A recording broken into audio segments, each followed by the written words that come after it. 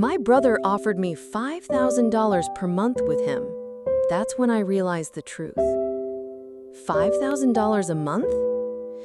He said I wouldn't have to work another day in my life. Just move in with him. That was how it started. Not with a fight, not with a death, but with an offer. Clean, calculated, generous, almost too generous. Claire had just lost her apartment. Her job as a receptionist was gone after the firm downsized post-holiday.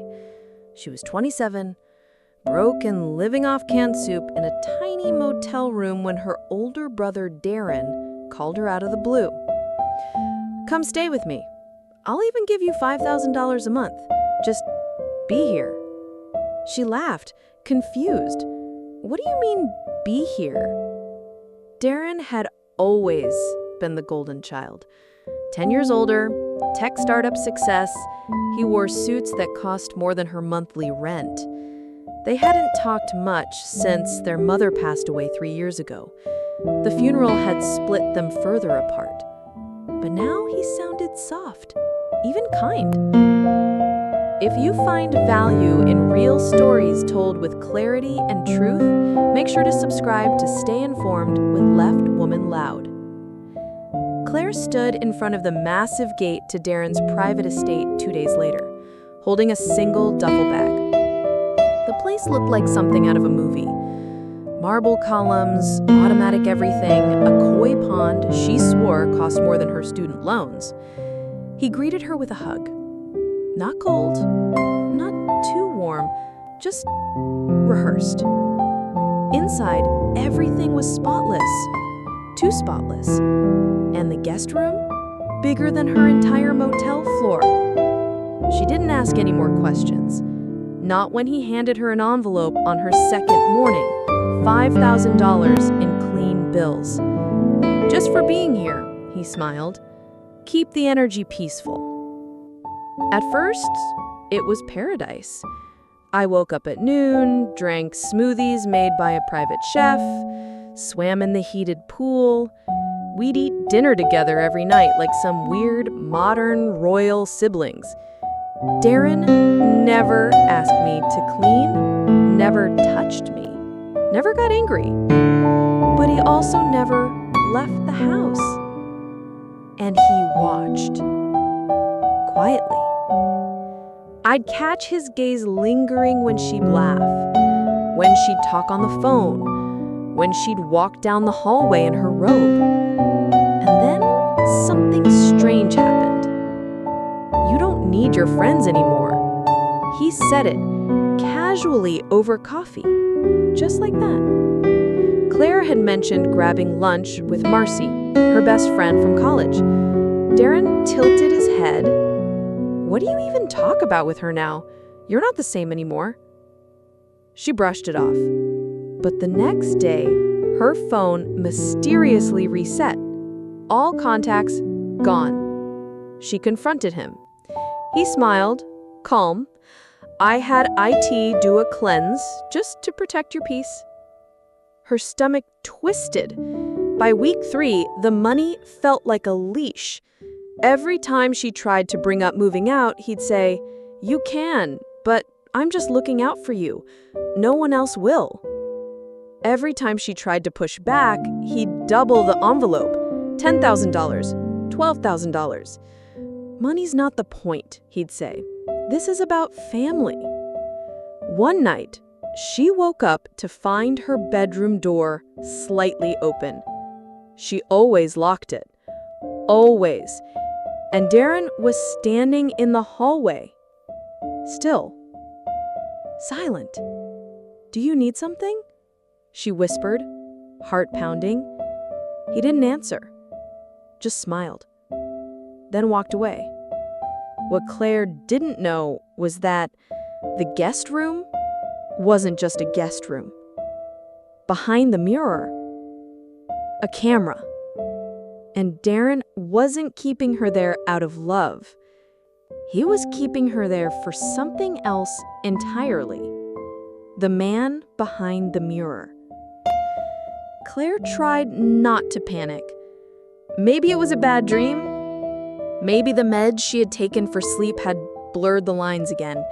But the door had definitely been locked, and Darren had definitely been watching. She checked the lock the next morning. Nothing broken, nothing forced. But then she saw the mirror. It looked normal, a full-length vanity mounted across from her bed.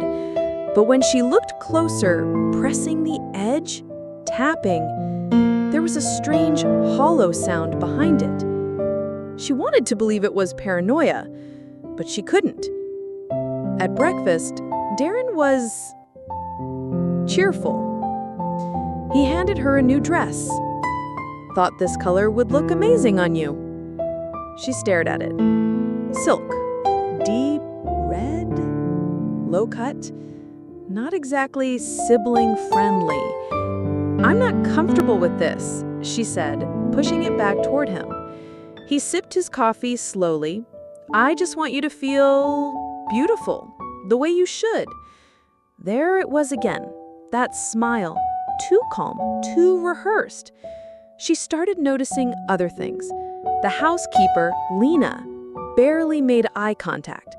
When she asked where she lived or if she had family, Lena would say softly, "I'm just here to keep things clean. Please don't ask." Darren had cameras in every hallway, every room except the bathroom and hers, so she thought. That night, Claire opened her laptop. She'd hidden it in her bag, untouched until now. No Wi-Fi, no signal. She tried using Darren's network, but it was encrypted with two-factor she couldn't bypass. She couldn't even call anyone. Her phone had mysteriously updated again, this time locked to emergency numbers only. She was isolated, and something was wrong. Very, very wrong. "You're not a prisoner," Darren said gently, as if reading her mind. "You're free to leave whenever you want." She raised an eyebrow. "Then why is the gate locked with a retinal scanner?" He laughed. "Security. We're not in the safest area." But the estate was in one of the richest zip codes in the state. No security threat in sight unless you count Darren. Claire started exploring. Every day while he napped or went for his long baths, she roamed the house, quietly.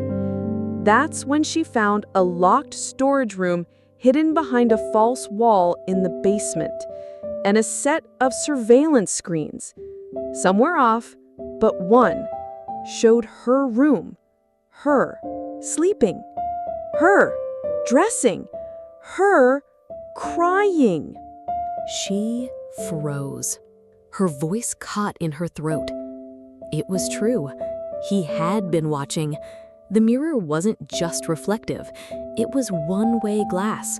She wasn't a guest. She was a project. That night, she packed her things. She didn't care if she had to climb the fence barefoot or run down the driveway screaming. But when she crept into the hallway, Darren was already there, in a chair, calm, waiting, as if he knew. "Why would you leave when everything you need is right here?" His voice was soft, controlled, dangerous. Claire's heart pounded. "Because this isn't love," she whispered. He tilted his head. "Isn't it?" What she didn't know was Darren wasn't just trying to keep her there.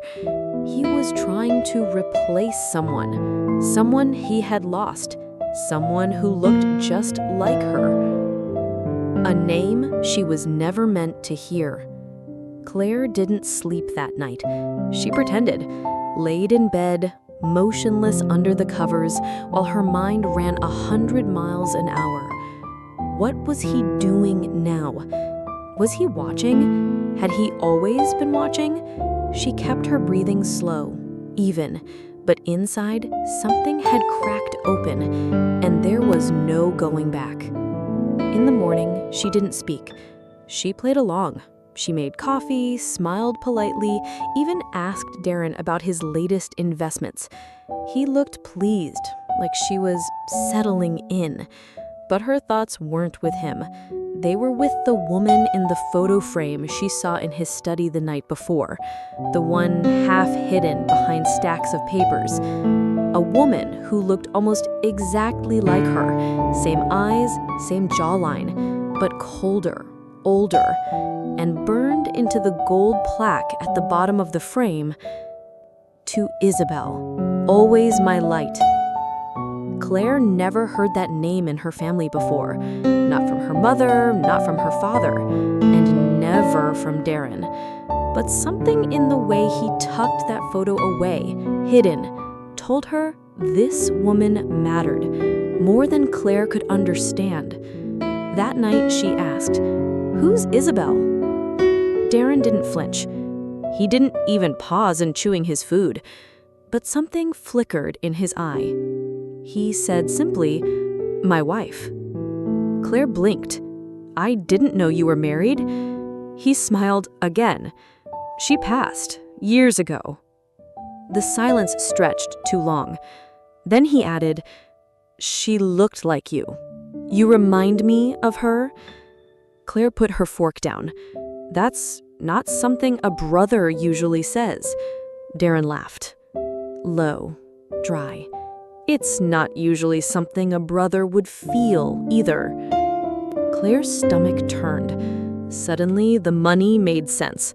The surveillance, the control. He wasn't looking for a sister. He was trying to recreate someone. Someone gone. Someone who never said no to him. Later that week, Claire snuck back into the basement. This time, she was ready. Gloves, a flashlight, and a stolen key she'd watched Lino use near the linen closet. She got in. There were boxes. Dozens. Labeled in Darren's neat handwriting. Isabel's letters. Isabel's jewelry. Isabel's hairbrush. Isabel's nightgown. Each item placed carefully. Worshipped even. Like a shrine. A mausoleum. And then, in a thick red binder, she saw it. A folder labeled Phase 2, Claire Integration. She opened it. Inside were notes, printed schedules, behavior observations, rewards and punishments, even scripts of things Darren planned to say to her in coming weeks. One note read, "If resistance continues after 60 days, initiate sedative routine. Begin conditioning touch." Claire dropped the folder. Her knees went weak. She wasn't paranoid. She wasn't imagining things. This wasn't just obsession. It was design. And worst of all, there was another name in the margin of a document. Dr. M. Reynolds. What kind of consultant helped your brother train you like a lab rat? Claire was no longer running from a broken man. She was trying to escape from a system. But what she didn't know was she was already too deep inside, and someone else had joined the game. A person who knew Isabel, a person who knew the truth. And they were watching her too. The consultant and the corpse. Claire didn't cry. She couldn't. Her fear had calcified into something else. Cold, sharp, clear. She needed to get out. Not in a week, not tomorrow, now. But if Darren had gone this far, he wouldn't let her walk away easily, not without finishing Phase 2. She burned the binder, piece by piece, in the old grill out back, while Darren took his evening bath with that damn jazz record on repeat. She watched each page curl into ash. Behavioral protocols, drug dosages, affection plans, gone. Or so she thought. The next day, she played it normal again. Sweet, subtle, controlled. And then she asked the question he wasn't expecting. Did Isabel ever meet your consultant? Darren stiffened. His eyes searched her face, like trying to find the leak. But Claire held his gaze. After a pause, he said softly, "Dr. Reynolds?" "Yes." She wasn't a fan. A beat. She called him a fraud. Claire nodded. Smart woman. Darren's jaw tensed, but he said nothing. She excused herself and went upstairs, not to rest, but to break into Darren's office. It took her 20 minutes to disable the door alarm, thanks to YouTube videos she'd saved on a USB months ago when she still had signal. Inside the office, more chaos. Stacks of paper, filing cabinets, loose wires. But it was the locked drawer she went for. And there, under a pile of dusty tax documents and coded journals, she found something she didn't expect. A death certificate. Isabel Hathorne, age 28. Date of death? November 7th, 2018. Cause of death? Undetermined. Location? Private estate. Owned by Darren Hathorne. Claire staggered back. Her hands shook. It wasn't that Isabel had died at his home. It was that no one investigated. The signature at the bottom wasn't a coroner's. It was signed by Dr. M. Reynolds. That night, Claire confronted Lena, cornered her in the laundry room. "Tell me what happened to Isabel," she demanded. "Now." Lena trembled. Her eyes watered. She was kind, but she started to ask questions about the pills, the cameras. Darren didn't like that. Claire stepped closer. "What happened to her, Lena?"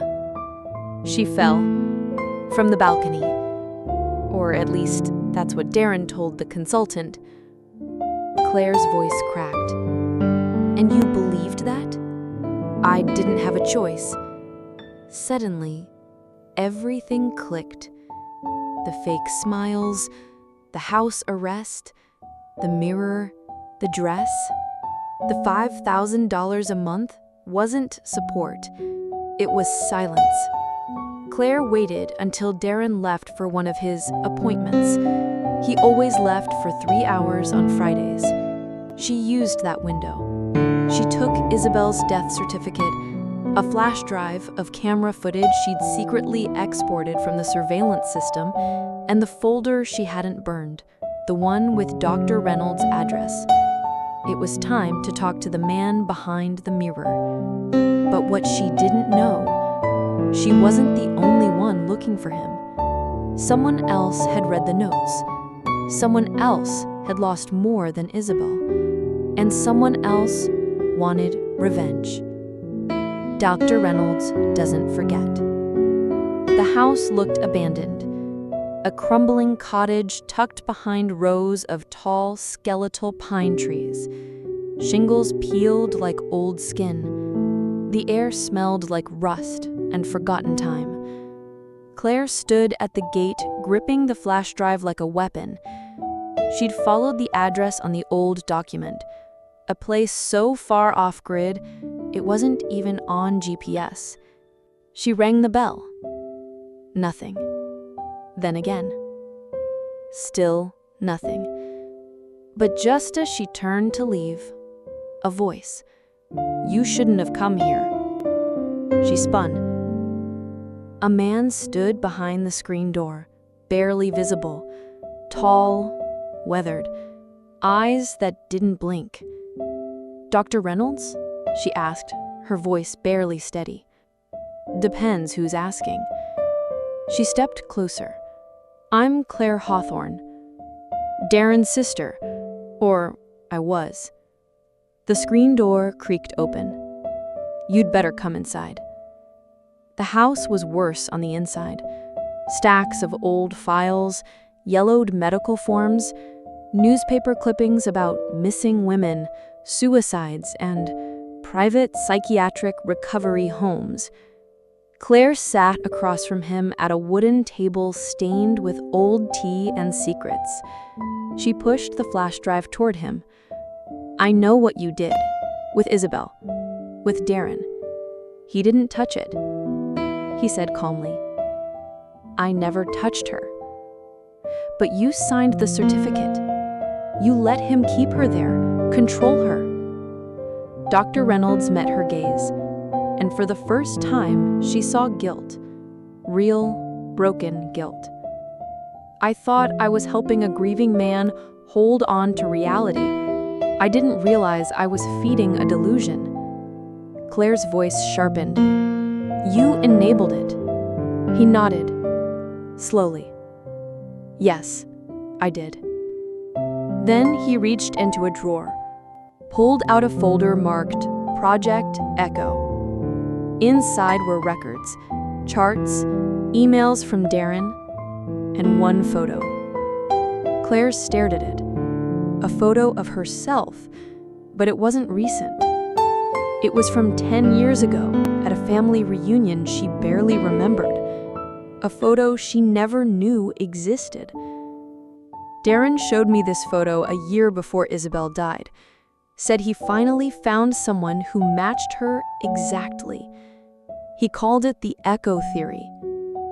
What theory? He leaned forward. Replace the original with a mirror. Program it, love it, control it, and it'll never leave. Claire's stomach dropped.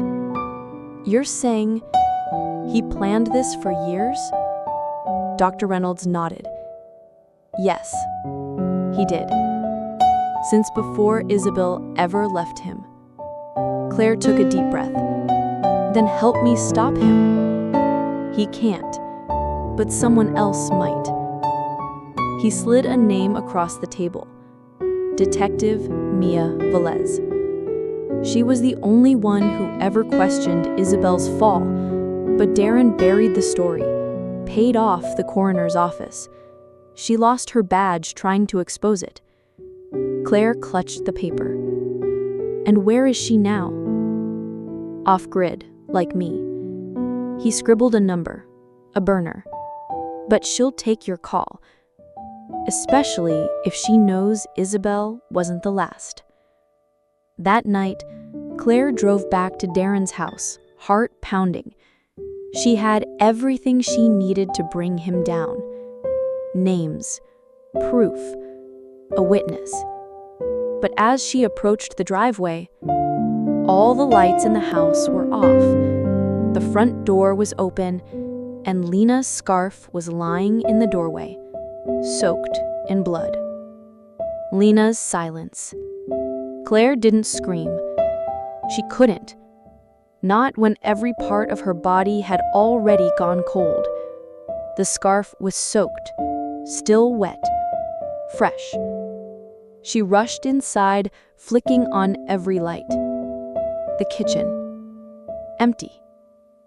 Living room. Still. No Lena. Then she saw the trail. Tiny smears of blood leading up the stairs. Claire followed, step by step. At the top, the guest room door was half open. She pushed it, and there she was. Lena sitting on the edge of the bed, shaking, eyes wide and frozen. There was blood on her wrists, but no wound. She looked up slowly. It's not mine, she whispered. Claire fell to her knees. Are you hurt? She just shook her head, but her voice came out cracked and dry. He brought someone here while you were gone. Claire's stomach turned. Who? A girl, young, looked just like Isabel, just like you. Claire grabbed Lena's shoulders. Where is she? I don't know. I heard screams, then silence, then he left. Claire pulled out her phone to call the police. No, Lena snapped suddenly. You don't get it. He has people. Cops, lawyers, therapists. He'll bury everything again. Claire paused, phone shaking in her hand. Then, there's one person left who might help. She called the number Dr. Reynolds gave her. 1 ring. 2. Then, yeah? A woman's voice. Gruff. Tired. Detective Mia Velez? Silence. Who's this? My name's Claire Hawthorne. I have information about Isabel. About Darren. I know what happened. I have proof. More silence. Then, where are you? Claire gave her the address. I'm coming in 30. Don't let anyone else in.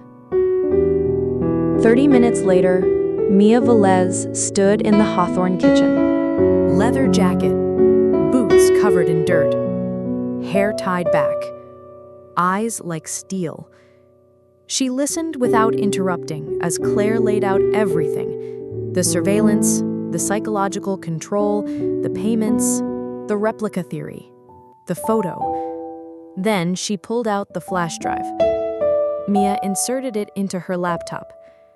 What popped up made her stop cold. Footage of Darren rehearsing lines, reading scripts to Claire. You don't have to work. You just have to smile. That's all I want, Claire. Just smile. Over and over again. Different days, different outfits, same tone, same chilling command. Mia looked up. I wanted to nail this guy 6 years ago, but your father, he made it disappear. Paid for everything to vanish, even the autopsy. Claire blinked. My father? Mia frowned. You didn't know? He's been dead since I was 16. Yeah, but before he died, he left Darren a trust and a contact list. People who'd make problems go away, including me.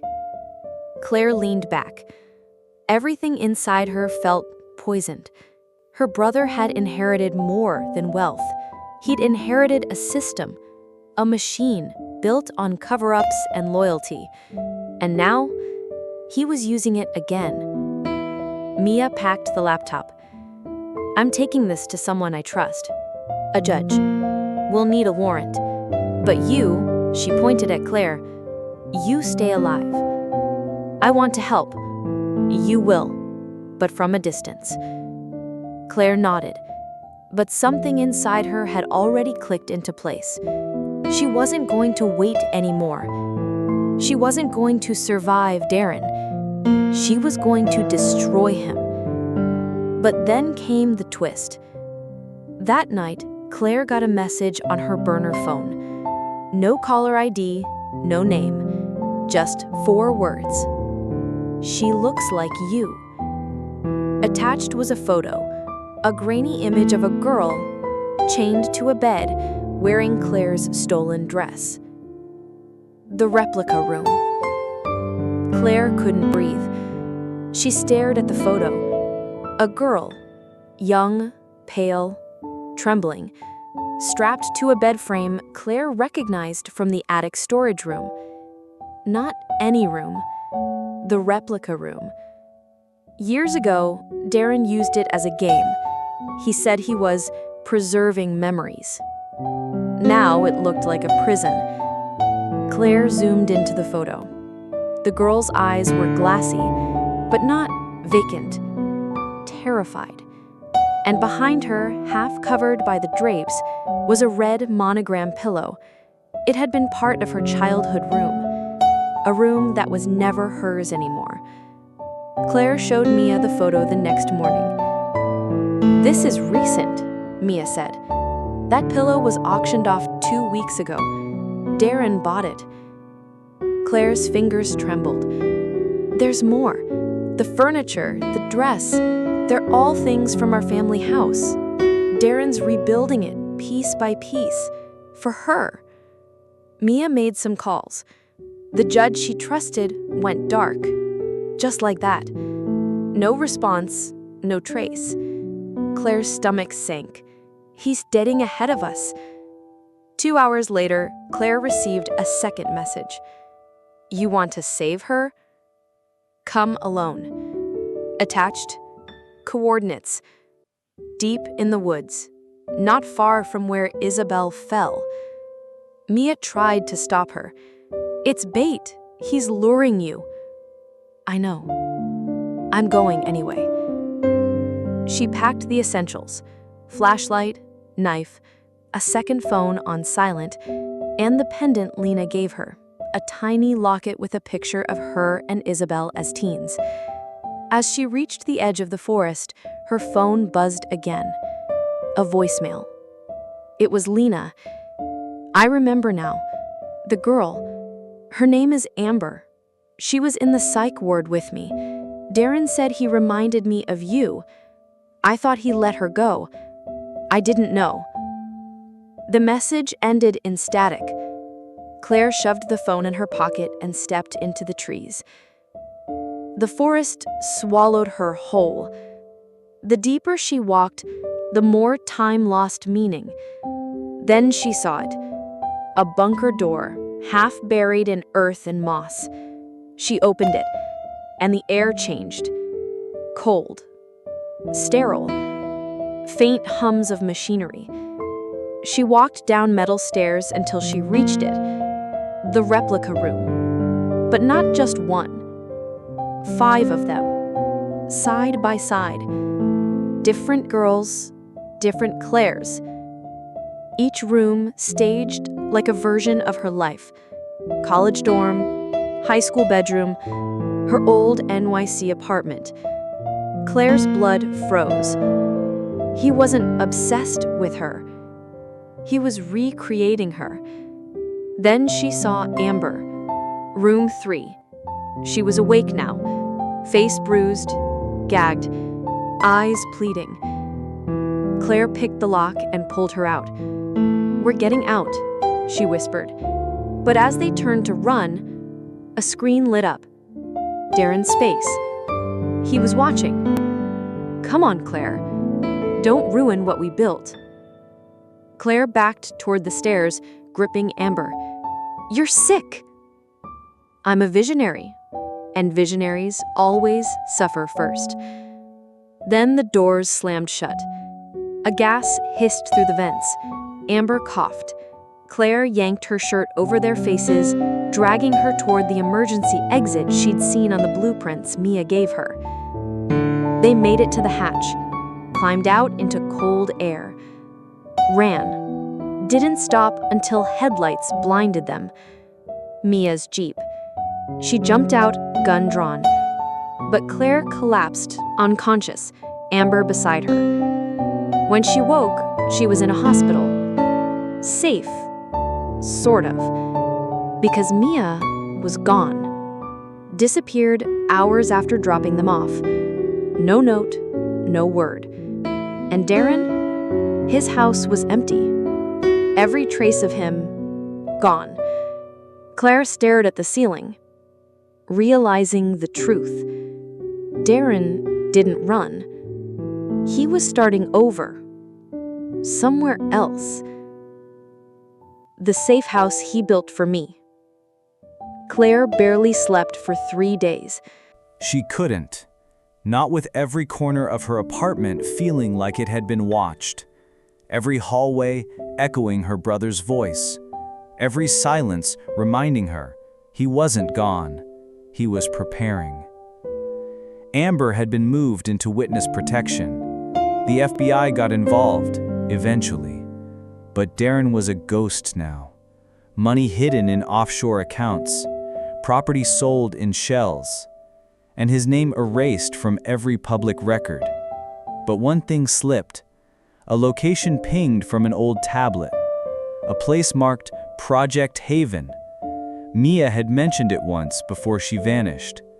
A safe house Darren said he was building for Claire.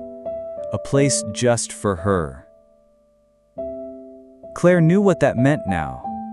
It was never built for her comfort. It was built for her containment.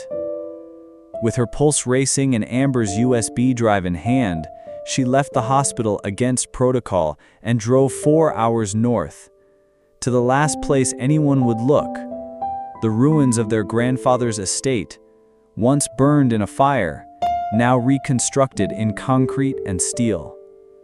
She parked half a mile away and walked in through the trees. There it was, perfectly rebuilt, like nothing ever happened. She steps through the front door and heard it, a piano playing, her childhood song. She followed the sound, through marble halls and velvet shadows, into the drawing room, and there he was, Darren, calm, smiling, wearing their father's old suit. "You came," he said. Her voice cracked. "You knew I would." He stood. "I rebuilt this for us, for you, for the version of you that deserved more, the one they broke." Claire stared at him. "No, you rebuilt this for control." "You think this is about control?" he said, chuckling. "It's about redemption. I gave up everything to give you this chance. You gave up human decency, Darren. You stole lives. You made replicas. You made Amber." He stepped closer. "I was trying to preserve you." She pulled out the USB drive. "This has everything." "Then go ahead. Give it to them." "I will." He tilted his head. "But it won't stop me. They won't find anything. The rooms are gone. The girls relocated. I'm already 5 steps ahead." Claire stepped back. "You sound like Dad." His face darkened. "Why? Because you're worse?" The piano stopped. Silence thickened. Then Darren said, "You could still stay." Her eyes filled with tears. "I'd rather burn this place down." That night, she did. Lit the curtains with the candle he kept on the mantel. Watched the flames crawl up the walls like they'd been waiting to rise for years. She made it out before the top floors caved in. She left him behind. And this time, he didn't follow. The house collapsed, but the memory didn't. The story made headlines. Runaway billionaire declared dead after sister escapes private prison. But no body was ever found. Just a single charred item in the wreckage. A photo of Claire, taped to a piano key. A new kind of family. A year had passed, but some things never stopped ringing in her ears. The music, the fire, his voice saying, "You could still stay." Claire stood outside the courthouse in a sharp black coat, holding a cup of coffee that had gone cold. Amber was inside, testifying, against the doctors, against the complicit staff, against everyone who helped Darren keep his secrets in plain sight. It wasn't just about him anymore. Claire had stayed quiet for long enough, but not anymore. She looked down at the small velvet box in her pocket. Inside was Isabel's pendant, cleaned, fixed, carried through fire and survival. She would give it to Amber after the hearing, not because she had to, but because they were family now. Back at home, she opened the last letter Mia had left her. No return address, just a USB taped inside. On it was a video Darren recorded 2 weeks before the fire. He was in the piano room, alone, looking broken. If she's seeing this, then I guess it's over. "Claire, I wanted to show you the world you deserved. But I know now, you only ever wanted one thing: freedom. And I didn't give it to you. I'm sorry." He looked away. Then, softly, "Tell Mom I tried." Claire stared at the screen until it went black. Tears slipped down her cheek, silent. She didn't cry for Darren. She cried for the boy he used to be, the brother who once defended her at school, who brought her orange juice when she was sick, who swore he'd always protect her. He had protected her, until he didn't. Later that evening, Claire walked along the beach near her new home. Amber was beside her, laughing at the dog chasing waves. Isabel would have liked this. Quiet, peaceful, not perfect, but real. She stopped, pulling her coat tight. Amber looked up. "You okay?" Claire nodded. "Yeah, for the first time in a long time, I really am." In her heart, the echo of Darren's voice lingered, but so did something else. Her own. Stronger. Steadier.